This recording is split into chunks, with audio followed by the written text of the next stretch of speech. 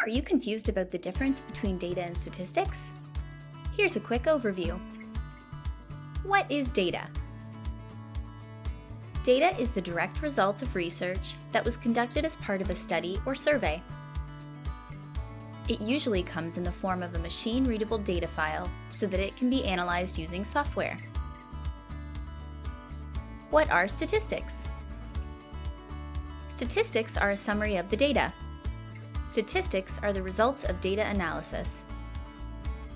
Statistics can be a numerical value or a visual representation, such as a summary table or graph. For example, data is information collected every 5 years for the census. This is a table showing data from the 2016 Canadian Census. Statistics are used to summarize the data. For example, statistics derived from the Canadian Census tell us that Canadian families have become smaller over time. The average number of children per family decreased from 2.7 in 1961 to 1.9 in 2011. During the same period, the average number of people per family decreased from 3.9 in 1961 to 2.9 in 2011.